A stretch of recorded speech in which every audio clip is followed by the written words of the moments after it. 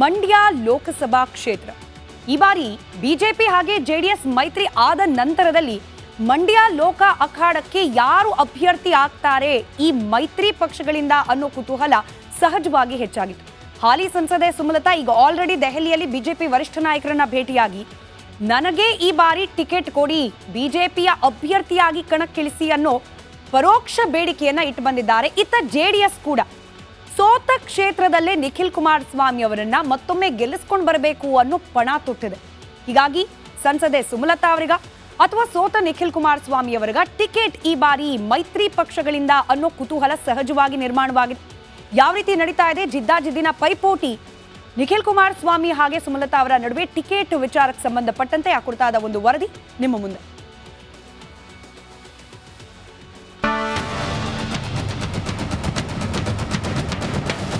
ಲೋಕಸಭಾ ಚುನಾವಣೆಯಲ್ಲಿ ಈ ಬಾರಿಯೂ ಮಂಡ್ಯ ರಾಜಕೀಯ ರಂಗೇರ್ತಿದೆ. ಸಕ್ಕರೆ ನಾಡಿಗೆ ಲೋಕ ಟಿಕೆಟ್ ಯಾರಿಗೆ ಅನ್ನೋ ಕುತೂಹಲ ಕೆರಳಿಸಿದೆ. ಬಿಜೆಪಿ ಜೆಡಿಎಸ್ ಮೈತ್ರಿಯಿಂದ ಈ ಗೊಂದಲ ಮತ್ತಷ್ಟು ಕಗ್ಗಂಟಾಗಿದೆ. ಮಂಡ್ಯ ಟಿಕೆಟ್ಗಾಗಿ ಹಾಲಿ ಸಂಸದೆ ಸುಮಲತಾ ಪಟ್ಟು ಹಿಡಿದಿದ್ದಾರೆ. ಅದಕ್ಕಾಗಿ ಹೈಕಮಾಂಡ್ ನಾಯಕರು ದುಂಬಾಲು ಬಿದ್ದಿದ್ದಾರೆ.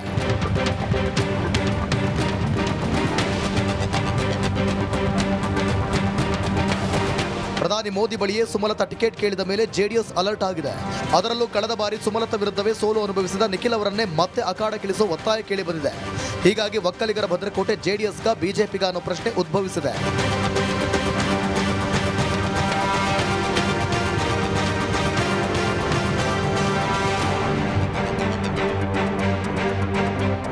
ಮಂಡ್ಯ ರಣಕಣದಲ್ಲಿ ಟಿಕೆಟ್ಗಾಗಿ ಪೈಪೋಟಿ ನಡೀತಾ ಇದೆ. ಈ ಬಗ್ಗೆ ನಿಖಿಲ್ ಕುಮಾರಸ್ವಾಮಿ ರಿಯಾಕ್ಷನ್ ಕೊಟ್ಟಿದ್ದಾರೆ. ನಾನು ಮಂಡ್ಯ ಕ್ಷೇತ್ರದ ಆಕಾಂಕ್ಷಿಯಲ್ಲ, ನಾನು ಯೂಟರ್ನ್ ಹೊಡೆಯುವ ಗಿರಾಕಿಯೂ ಅಲ್ಲ. 2019ರಲ್ಲಿ ಸೋತಿದೆ, ಈಗ ಸ್ಪರ್ಧೆಗೆ ಒತ್ತಾಯ ಇದೆ ಅಂತ ಹೇಳಿದ್ದಾರೆ. ಅಣ್ಣ, ಇದ್ರ ಬಗ್ಗೆ ನಾನು ಇವತ್ತು ಸ್ಪಷ್ಟೀಕರಣ ಕೊಡಲಿಕ್ಕೆ ಇಷ್ಟಪಡ್ತೀನಿ ದಯಮಾಡಿ. ಏಕೆಂದರೆ ಕಳೆದ 3 ದಿನಗಳಿಂದನೂ 4 ದಿನಗಳಿಂದನೂ ನಾನು ಗಮನಿಸ್ತಾ ಇದ್ದೀನಿ ಮಾಧ್ಯಮದಲ್ಲಿ. ಒಂದು ನಾನು ಭಾಳ ಸ್ಪಷ್ಟವಾಗಿ ಹೇಳಲಿಕ್ಕೆ ಇಷ್ಟಪಡ್ತೇನೆ, ನಾನು ಯೂಟರ್ನ್ ಹೊಡಿತಕ್ಕಂಥ ಗಿರಾಕಿ ಅಲ್ಲ. I am very clear about my thoughts, about my intent. ನಾನು 1 ವರ್ಷದ ಹಿಂದೆ ನೀವು ಕೇಳಿದಾಗಲೂ ಒಂದೇ ಮಾತು ಹೇಳಿದೆ, ಮಂಡ್ಯ ಲೋಕಸಭಾ ಚುನಾವಣೆಗೆ ನಾನು ಆಕಾಂಕ್ಷಿ ಅಲ್ಲ ಅಂತಕ್ಕಂಥದ್ದು. ಭಾಳ ಜನ ಇವತ್ತು ಕಾರ್ಯಕರ್ತರು, ಪ್ರಮುಖ ಮುಖಂಡರುಗಳು ನೀವು ಬರಬೇಕು, ನೀವು ಬಂದು ನಮ್ಮ ಜೊತೆಯಲ್ಲಿ ಸಕ್ರಿಯವಾಗಿ ಚುನಾವಣೆ ಸಂದರ್ಭದಲ್ಲಿ ಪಾಲ್ಗೊಳ್ಳಬೇಕು ಅಂತಕ್ಕಂಥ ಒಂದು ಹಿನ್ನೆಲೆಯಲ್ಲಿ ನನಗೆ ಆಹ್ವಾನವನ್ನು ನೀಡಿರ್ತಕ್ಕಂಥದ್ದು. ನಾನು ಪಕ್ಷದ ಪ್ರಮುಖ ಮುಖಂಡರುಗಳಿರ್ಬೋದು, ಕಾರ್ಯಕರ್ತರಿಗಿರ್ಬೋದು ಗೌರವ ಕೊಡಬೇಕಾಗಿರ್ತಕ್ಕಂಥದ್ದು ನನ್ನ ಕರ್ತವ್ಯ. ಒಟ್ಟಾರೆ ಮಂಡ್ಯ ಲೋಕ ಟಿಕೆಟ್ಗಾಗಿ ಜಿದ್ದಿಗೆ ಬಿದ್ದಿದ್ದು ಮೈತ್ರಿ ಅಭ್ಯರ್ಥಿಯಾಗಿ ಯಾರು ಕಣಕ್ಕಿಳಿತಾರೆ ಅನ್ನೋ ಕುತೂಹಲ ಕೆರಳಿಸಿದೆ. ಕುತೂಹಲ ಸಹಜ, ಆದರೆ ಕುತೂಹಲಕ್ಕಿಂತ ಜಾಸ್ತಿ ಮೈತ್ರಿ ಆದ ನಂತರದಲ್ಲಿ ಬಿಜೆಪಿ ಹೈಕಮಾಂಡ್ಗೆ ದೊಡ್ಡ ತಲೆಬಿಸಿ ಅಂತೂ ತಂದೊಡ್ಡಿದೆ ಈ ಮಂಡ್ಯ ಲೋಕಸಭಾ ಕ್ಷೇತ್ರ. ಬಿಜೆಪಿ ಹಾಗೆ ಜೆಡಿಎಸ್ ಮೈತ್ರಿಯಿಂದ ಲೋಕಸಭಾ ಚುನಾವಣೆಯಲ್ಲಿ ಒಂದಷ್ಟು ಕ್ಷೇತ್ರಗಳಲ್ಲಿ ಅಡ್ವಾಂಟೇಜ್ ಆಗಬಹುದು ಅನ್ನೋ ಲೆಕ್ಕಾಚಾರ ಇದ್ರೂ ಕೂಡ ಮಂಡ್ಯ ಟಿಕೆಟ್ಗೋಸ್ಕರ ನಡೀತಿರುವ ಫೈಟ್ ಸಹಜವಾಗಿ ಬಿಜೆಪಿಯ ಹೈಕಮಾಂಡ್ ಮಟ್ಟದಲ್ಲಿ ದೊಡ್ಡ ತಲೆನೋವಿಗೆ, ತಲೆಬಿಸಿಗೆ ಕಾರಣವಾಗಿದೆ. ಒಂದು ಕಡೆ ಬಿಜೆಪಿಗೆ ಬಾಹ್ಯವಾಗಿ ಬೆಂಬಲವನ್ನು ಸೂಚಿಸಿದ್ದಾರೆ ಹಾಲಿ ಸಂಸದೆ ಸುಮಲತಾ. ಆದರೆ ಅವರು ಇತ್ತೀಚೆಗೆ ಮಾಡಿದ ಸೋಷಿಯಲ್ ಮೀಡಿಯಾ ಪೋಸ್ಟ್ಗಳು ಹಾಗೆ ಇತ್ತೀಚೆಗೆ ಅವರು ಬಿಜೆಪಿಯ ವರಿಷ್ಠ ನಾಯಕರನ್ನ ಭೇಟಿಯಾಗಿದ್ದು ನೋಡಿದ್ರೆ ಅಧಿಕೃತವಾಗಿ ಪಕ್ಷದ ಅಭ್ಯರ್ಥಿಯಾಗಿ ಕಣಕ್ಕಿಳಿಬೇಕು ಅನ್ನೋ ಇಂಗಿತ ಅವರಲ್ಲಿ ಇದ್ದಂತ ಕಾಣ್ತಾ ಇದೆ. ಆಯ್ತಾ, ಮೈತ್ರಿ ಧರ್ಮವನ್ನ ನಿಭಾಯಿಸಬೇಕು ಅಂತಂದ್ರೆ ಜೆಡಿಎಸ್ಗೂ ಕೂಡ ಬೇಸರವಾಗದೇ ಇರೋ ರೀತಿಯಲ್ಲಿ ಟಿಕೆಟ್ ಹಂಚಿಕೆಯ ಲೆಕ್ಕಾಚಾರಗಳನ್ನ ಮಾಡೋ ದೊಡ್ಡ ತಲೆನೋವು, ತಲೆಬಿಸಿ ಬಿಜೆಪಿಯ ಹೈಕಮಾಂಡ್ ನಾಯಕರಿಗಿದೆ. ಅದರಲ್ಲೂ ವಿಶೇಷವಾಗಿ ಮಂಡ್ಯ ಕ್ಷೇತ್ರಕ್ಕೆ ಸಂಬಂಧಪಟ್ಟಂತೆ ಈಗ ಆಲ್ರೆಡಿ ಬಿಜೆಪಿ ಟಿಕೆಟ್ಗಾಗಿ ಹಾಲಿ ಸಂಸದೆ ಸುಮಲತಾ ಪಟ್ಟು ಹಿಡಿದು ಕೂತಿದ್ದಾರೆ. ನಾವು ಗಮನಿಸಿದ್ವಿ, ಬಿಜೆಪಿಯ ವರಿಷ್ಠ ನಾಯಕರನ್ನ ಭೇಟಿಯಾಗಿ ಮಾತುಕತೆ ನಡೆಸುತ್ತಿದ್ದಾರೆ. ಸಹಜವಾಗಿ ಮಾಧ್ಯಮದ ಮುಂದೆ ರಿಯಾಕ್ಟ್ ಮಾಡುವಾಗ ಟಿಕೆಟ್ಗೋಸ್ಕರ ಲಾಭಿ ಅಲ್ಲ, ಟಿಕೆಟ್ಗೋಸ್ಕರ ನಾನು ಮನವಿಯನ್ನ ಸಲ್ಲಿಸಿಲ್ಲ ಅನ್ನೋದನ್ನ ತಿಳಿಸಿದ್ರೆ ಹೊರತು ಅವರ ಮಾತುಗಳಲ್ಲಿ ನಾವು ಗಮನಿಸ್ತಾ ಇದ್ದೀವಿ ಮಂಡ್ಯ ಕ್ಷೇತ್ರವನ್ನ ಬಿಟ್ಕೊಡೋ ಪ್ರಶ್ನೆಯೇ ಇಲ್ಲ, ಕಣಕ್ಕಿಳಿಯೋದೇ ಆದರೆ ಮಂಡ್ಯದಿಂದಲೇ ಅನ್ನೋದನ್ನ ಸುಮಲತಾ ಅವರು ಬಹಳ ಸ್ಪಷ್ಟವಾಗಿ ಹೇಳಿದ್ದಾರೆ. ಹೀಗಾಗಿ ಬಿಜೆಪಿಯಿಂದಲೇ ಮತ್ತೊಮ್ಮೆ ಲೋಕಸಭಾ ಕಣದಲ್ಲಿ, ಅದರಲ್ಲೂ ಮಂಡ್ಯದಿಂದಲೇ ಅಭ್ಯರ್ಥಿಯಾಗಿ ಕಣಕ್ಕಿಳಿಬೇಕು ಅನ್ನೋ ಪಟ್ಟು ಸುಮಲತಾ ಅವರು. ಮಂಡ್ಯದಿಂದಲೇ ಸ್ಪರ್ಧೆ ಮಾಡೋದಾಗಿ ಕಡ್ಡಿ ತುಂಡು ಮಾಡಿದ ಹಾಗೆ ಸುಮಲತಾ ಅವರು ಹೇಳಿದ್ದಾರೆ. ಬೇರೆ ಕ್ಷೇತ್ರಗಳು, ಇನ್ಫ್ಯಾಕ್ಟ್ ರಿಪಬ್ಲಿಕ್ ಕನ್ನಡದ ಜೊತೆಯಲ್ಲಿ ಮೊನ್ನೆ ಮಾತನಾಡುವಾಗಲೂ ಹೇಳಿದ್ರು, ಬೆಂಗಳೂರು ಉತ್ತರ ಕ್ಷೇತ್ರ ಅಂತ ಕೂಡ ಕೆಲವರು ಪ್ರಸ್ತಾಪ ಮಾಡ್ತಿದ್ದಾರೆ. ಆದರೆ ಅದು ನನಗೆ ಸಹಜವಾಗಿ ಬಹಳಷ್ಟು ಸುಲಭ ಆಗುತ್ತೆ ಬೆಂಗಳೂರು ಉತ್ತರ ಕ್ಷೇತ್ರದಿಂದ ಕಣಕ್ಕಿಳಿದ್ರೆ. ಆದರೆ ಸುಮಲತಾ ಯಾವತ್ತೂ ಕೂಡ ಸವಾಲುಗಳನ್ನು ಸ್ವೀಕರಿಸುವ ಸ್ವಾಭಿಮಾನಿ ಸಂಸದೆ. ಹೀಗಾಗಿ ಸವಾಲುಗಳಿರುವ ಮಂಡ್ಯ ಕ್ಷೇತ್ರವೇ ನನಗೆ ಉತ್ತಮವಾದ ಆಯ್ಕೆ ಅನ್ನೋದನ್ನ ತಿಳಿಸಿದ್ದಾರೆ ಸುಮಲತಾ. ಹೀಗಾಗಿ ಮಂಡ್ಯದಿಂದಲೇ ಸ್ಪರ್ಧೆ ಮಾಡುವ ಇಂಗಿತವನ್ನ ಪದೇ ಪದೇ ಪ್ರಸ್ತಾಪ ಮಾಡ್ತಿದ್ದಾರೆ ಸುಮಲತಾ. ಮಂಡ್ಯ ಬಿಟ್ಟರೆ ರಾಜಕೀಯ ನೆಲೆ ಕಳೆದುಕೊಳ್ಳುವ ಆತಂಕ. ಕಳೆದ ಬಾರಿ ನಾವು ಗಮನಿಸಿದ್ವಿ, ಮಂಡ್ಯದಿಂದ ಸುಮಲತಾ ಅವರು ಕಣಕ್ಕಿಳಿದ ಸಂದರ್ಭದಲ್ಲಿ ಯಾವ ಮಟ್ಟಿಗೆ ಅವರಿಗೆ ಬೆಂಬಲ ವ್ಯಕ್ತವಾಗಿತ್ತು ಅಂತ ಹೇಳಿ, ಯಾವ ಮಟ್ಟಿಗೆ ಜಿದ್ದಾಜಿದ್ದಿನ ಕ್ಷೇತ್ರವಾಗಿ ಪರಿಣಮಿಸಿತ್ತು ಮಂಡ್ಯ ಅಂತ ಹೇಳಿ. ಹಾಗೆ ಗೆದ್ದ ನಂತರದಲ್ಲೂ ಕೂಡ ಮಂಡ್ಯದ ಸೊಸೆ ಇಲ್ಲಿಂದ ಬೇರೆ ಕಡೆಯಲ್ಲಿ ನಾನು ಸ್ಪರ್ಧೆ ಮಾಡುವ ಸಾಧ್ಯತೆಗಳೇ ಇಲ್ಲ, ಮಾತೇ ಇಲ್ಲ ಅನ್ನೋದನ್ನ ಕೂಡ ಹೇಳಿದ್ದಾರೆ. ಹೀಗಾಗಿ ಇನ್ ಕೇಸ್ ಮಂಡ್ಯ ಬಿಟ್ರೆ ರಾಜಕೀಯ ಸ್ಥಿರತೆಯನ್ನ, ಅಸ್ತಿತ್ವವನ್ನ ಕಳೆದುಕೊಂಡು ಬಿಡ್ತಾರಾ ಸುಮಲತಾ ಅನ್ನೋ ಚರ್ಚೆ ಕೂಡ ಇದ್ದೇ ಇದೆ. ಇನ್ ಕೇಸ್ ಟಿಕೆಟ್ ಸಿಗದೆ ಹೋದ್ರೆ ಬಿಜೆಪಿ ಪಕ್ಷದಿಂದ ಪಕ್ಷೇತರವಾಗಿ ಕಣಕ್ಕಿಳಿಯುವ ಸಾಧ್ಯತೆ ಕೂಡ ಇದೆ.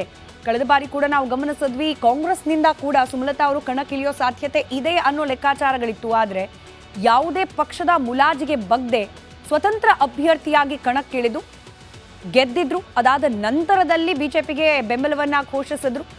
ಆದರೆ ಈ ಬಾರಿ ಬಿಜೆಪಿಯಿಂದಲೇ ಟಿಕೆಟ್ ಸಿಗಲಿ ಅನ್ನೋದು ಸುಮಲತಾ ಅವರ ಆಸೆ. ಆದರೆ ಸಿಗದೆ ಹೋದ್ರೆ ಸ್ವತಂತ್ರ ಅಭ್ಯರ್ಥಿಯಾಗಿ ಮತ್ತೊಮ್ಮೆ ಕಣಕ್ಕಿಳಿದ್ರು ಕೂಡ ಅಚ್ಚರಿ ಇಲ್ಲ. ಇದು ಒಂದು ವರ್ಷನಾದ್ರೆ ಜೆಡಿಎಸ್ನಲ್ಲಿ ಏನು ಕತೆ?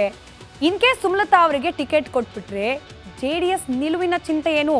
ಆಯ್ತು, ಸುಮಲತಾ ಅವರು ಪಟ್ಟು ಹಿಡಿದಿದ್ದಾರೆ, ಹೀಗಾಗಿ ಬಿಜೆಪಿಯಿಂದ ಸುಮಲತಾ ಅವರನ್ನ ಅಭ್ಯರ್ಥಿಯಾಗಿ ಇಳಿಸ್ಬಿಟ್ರೆ ಮೈತ್ರಿ ಮಾಡಿಕೊಂಡ ನಂತರದಲ್ಲಿ ಜೆಡಿಎಸ್ಗೆ ಉತ್ತರ ಕೊಡೋದು ಹೇಗೆ? ಜೆಡಿಎಸ್ ಮಂಡ್ಯದಲ್ಲಿ ಟಿಕೆಟ್ ಸಿಗದೆ ಹೋದ್ರೆ ಯಾವ ರೀತಿಯ ಸಂದೇಶ ಜೆಡಿಎಸ್ನ ಕಾರ್ಯಕರ್ತರಿಗೆ, ನಾಯಕರಿಗೆ ಹೋಗುತ್ತೆ? ಸಹಜವಾದ ಚಿಂತೆ ಬಿಜೆಪಿ ನಾಯಕರಿಗಿದ್ದೇ ಇದೆ. ಇನ್ ಕೇಸ್ ಏನಾದರೂ ಮೈತ್ರಿ ಧರ್ಮಕ್ಕೆ ಕಟ್ಟು ಬಿದ್ದು ಜೆಡಿಎಸ್ಗೆ ಕ್ಷೇತ್ರವನ್ನ ಬಿಟ್ಕೊಟ್ರೆ ಮತ್ತೊಂದು ರೀತಿಯ ತಲೆಬಿಸಿ. ಸಂಘಟನೆ ಹೇಗೆ ಮಾಡೋದು? ಹಳೆ ಮೈಸೂರು ಭಾಗದಲ್ಲಿ ಬಿಜೆಪಿ ಸಂಘಟನೆ ಬಲ ಆಗಬೇಕು ಅಂತ ಹೇಳಿ ಇವತ್ತೂ ಕೂಡ ಸೂಚನೆ ಕೊಟ್ಟು ಹೋಗಿದ್ದಾರೆ ಅಮಿತ್ ಶಾ ಅವರು. ಅಭ್ಯರ್ಥಿನೇ ಇಲ್ಲದೆ ಹೋದ್ರೆ ಪಕ್ಷದಿಂದ ಸಂಘಟನೆ ಮುಂದುವರಿಸೋದು ಹೇಗೆ? ಈ ಟೆನ್ಷನ್ ಕೂಡ ಇದ್ದೇ ಇದೆ ಬಿಜೆಪಿ. ಇತ್ತ ನಿಖಿಲ್ ಕುಮಾರಸ್ವಾಮಿ ಅವರು ಕೂಡ ಕಣಕ್ಕಿಳಿಬೇಕು ಅನ್ನೋದು ಜೆಡಿಎಸ್ನ ಪ್ಲಾನ್ ಆಗಿದೆ. ಈಗಷ್ಟೇ ನಾವು ನಿಖಿಲ್ ಕುಮಾರಸ್ವಾಮಿ ಅವರ ಮಾತುಗಳನ್ನ ಕೇಳಿಸ್ಕೊಂಡ್ವಿ. ಆ ಭಾಗದಲ್ಲಿರ್ತಕ್ಕಂಥ ಜೆಡಿಎಸ್ನ ಕಾರ್ಯಕರ್ತರು ಹಾಗೆ ಆ ಕ್ಷೇತ್ರಕ್ಕೆ ಸಂಬಂಧಪಟ್ಟ ನಾಯಕರು ನಿಖಿಲ್ ಕುಮಾರಸ್ವಾಮಿ ಅವರು ಮತ್ತೊಮ್ಮೆ ಸಕ್ರಿಯರಾಗಬೇಕು ಮಂಡ್ಯದಲ್ಲಿ ಅಂತ ಹೇಳಿ ಹೇಳ್ತಾ ಇದ್ದಾರಂತೆ. ಹೀಗಾಗಿ ಸಹಜವಾದ ನಿರೀಕ್ಷೆ ಇರುತ್ತೆ ಜೆಡಿಎಸ್ಗೆ ಮಂಡ್ಯದ ಟಿಕೆಟ್ ಅನ್ನ ನಮ್ಮ ಪಕ್ಷಕ್ಕೆ ಬಿಟ್ಕೊಡ್ಲಿ, ಅಲ್ಲಿಂದ ಮತ್ತೊಮ್ಮೆ ನಿಖಿಲ್ ಕುಮಾರಸ್ವಾಮಿ ಅವರೇ ಸ್ಪರ್ಧೆಗೆ ಇಳಿಲಿ ಅಂತ ಹೇಳಿ. ಆದರೆ ಸೋತ ಕ್ಷೇತ್ರದಿಂದಲೇ ನಿಖಿಲ್ರನ್ನ ಗೆಲ್ಲಿಸಬೇಕು, ಆ ಮೂಲಕ ಸೋಲಿನ ಹಣೆಪಟ್ಟಿಯಿಂದ ಅವರನ್ನ ಹೊರತರಬೇಕು ಅನ್ನೋ ರಣತಂತ್ರ ಜೆಡಿಎಸ್ ಪಾಳ್ಯದಲ್ಲೂ ಕೂಡ ಮಾಡ್ಕೊಳ್ಳಲಾಗ್ತಾ ಇದೆ. ಇನ್ ಕೇಸ್ ಏನಾದರೂ ನಿಖಿಲ್ ಕುಮಾರಸ್ವಾಮಿ ಅವರು ಸ್ಪರ್ಧೆಗಿಳಿದ್ರೆ ಹಾಲಿ ಸಂಸದೆ ಸುಮಲತಾ ಬೆಂಬಲ ನೀಡ್ತಾರಾ? ಬಹುತೇಕ ಡೌಟೆ. ಯಾಕಂತಂದ್ರೆ ಕಳೆದ ಬಾರಿಯ ಚುನಾವಣೆಯಲ್ಲಿ ನಾವು ಗಮನಿಸಿದ್ವಿ, ವೈಯಕ್ತಿಕ ಮಟ್ಟಕ್ಕಿಳಿದು ಪರಸ್ಪರ ನಿಂದನೆಗಳಾಗಿದ್ದನ್ನ ನಾವು ಗಮನಿಸಿದ್ವಿ. ಅದರಲ್ಲೂ ವಿಶೇಷವಾಗಿ ಸುಮಲತಾ ಅವರ ಬಗ್ಗೆ ಜೆಡಿಎಸ್ ಪಾಳ್ಯದಿಂದ ನಿರಂತರವಾಗಿ ಆದಂತಹ ಅಪಮಾನ ಅನಿಸುವಂತಹ ಮಾತುಗಳು ಸುಮಲತಾ ಅವರು ಮರೀಲಿಕ್ಕೆ ಅಷ್ಟು ಸುಲಭ ಅಲ್ಲ.